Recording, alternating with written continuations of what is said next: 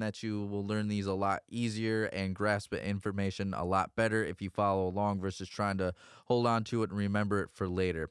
All right, so we're going to be focusing on that kind of trap ad-lib effect that we hear a lot where it's really washy and stuff, but it doesn't muddy up the mix, and it's actually fairly easy to do. So this should be a fairly short tutorial, and so we'll add that on. And so we got a song here that kind of has those ad-libs that could work pretty well. Hey, have your man shout it tweaking. Nothing you say. Yeah. Oh, Right, so that could really help with that effect. And so the first thing that a lot of times is happening is there's some filters going on in the EQ. We got a low cut and a high cut. It's kind of like a telephone effect. I make it.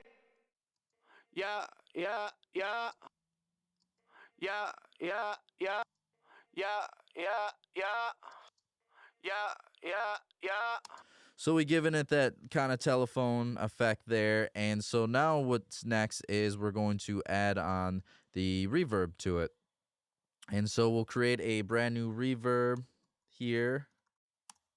Cool. And so a lot of times when I'm using reverb, I usually gravitate more towards either Revibe or a UAD plugin. But a lot of times I feel like this effect is being used with some type of Waves plugin because that's usually pretty popular, pretty easy to get a hold of, pretty commonly found in a lot of studios too. So for the sake of this tutorial, we'll go ahead and do that. And then I feel like a lot of times they're just doing a hall one. So we'll just throw on a hall reverb type there, and then the decay time is pretty aggressive here. I won't go full detail in here because the tutorial is more about the effect versus the parameters of reverb, but basically our decay time is pretty much how long is the reverb gonna last before it dies out. And a lot of times you're gonna hear on like lead vocals for this kind of music a pretty low time, like usually 1 to 2, but for these ad-libs we want a little bit more aggressive, so maybe like 4 to 5 seconds. We'll start at 4. Right, so that's the first thing, and we got our wet signal set to 100 because we're doing this as a send and return here versus as a straight insert. So we got this. And we can send a little bit more information actually because we want that really washy effect. All right, cool. So I'll play that in the mix.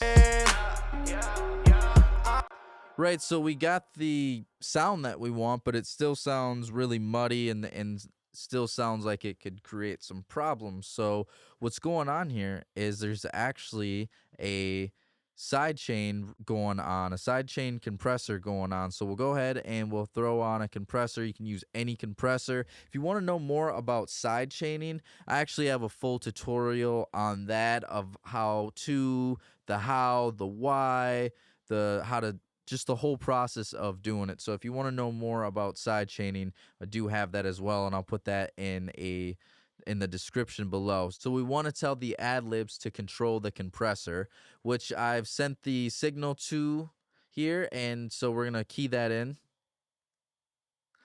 So now the compressor knows that it's going to be controlled by the ad-libs versus the reverb. And it's really important. You're going to want to have the compressor come after the reverb, not before, because we want it to push down the reverb as well. And now we're going to tell the compressor that it's going to be triggered by the sidechain. So we got the key in there.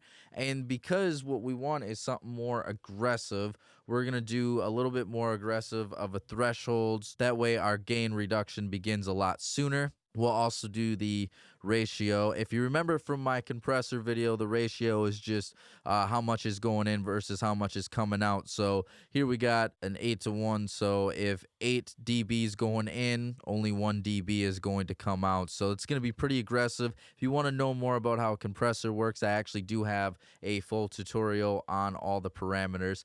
All right, and then we want a pretty aggressive attack time because we want the compressor to work right away. We don't want to have it be gradual. And then with the release, we want that to work fast too. That's really important for this because the whole point of this is we want the decay of the reverb. That's the point of this effect, is we don't want it on the initial sound of the ad-lib. We want it just on the decay so we get that really distant feel. So we want it to work fairly fast here. And so I'll show you what that sounds like now. I'll solo out the ad-libs.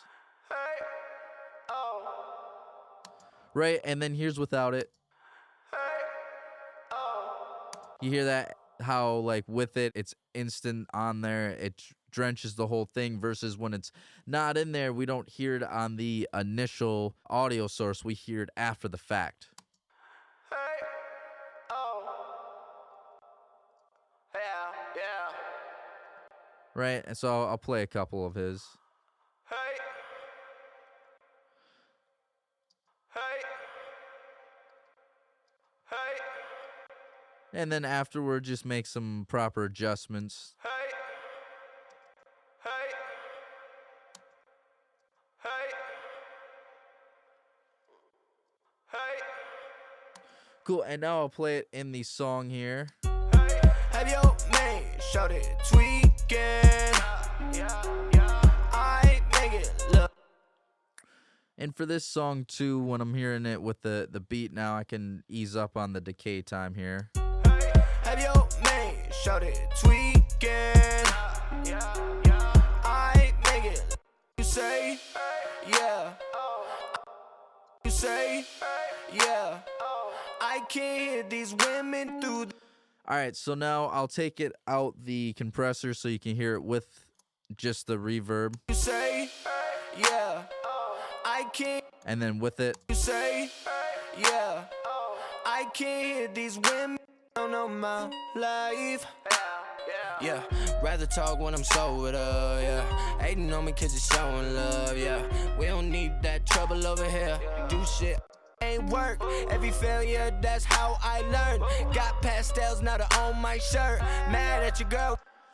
Yeah, so this is a fairly easy process here, not too much on this, so we were able to keep this tutorial fairly short. And yeah, like I was saying, if you want to know more about sidechaining and just have a really detailed analysis about it, we do have a tutorial on that, and we have the link in the description below, and as well as compressors if you want to know all the parameters of how they work as well. I do have the link in the description to get to that as well. So I'm hoping that you got a lot out of this tutorial today. Hopefully there's some information that was useful. If you're getting a lot out of this but you want to see more, please feel free to comment below. Let us know what kind of tutorials that you want to see in the future, and Oracle and I can definitely make that happen. We're always trying to find the content that you want to see. If you're liking what you're hearing from me, you can find me everywhere on social media at Realistic Productions. You can find me at the web, realisticproductions.net. You can find my man SoundOracle everywhere at SoundOracle. And if you're looking for the best 808s, the best kicks, the best snares with the craziest loops and samples you can find on the internet right now, go to SoundOracle.net. All right, till next time. SoundOracle.net.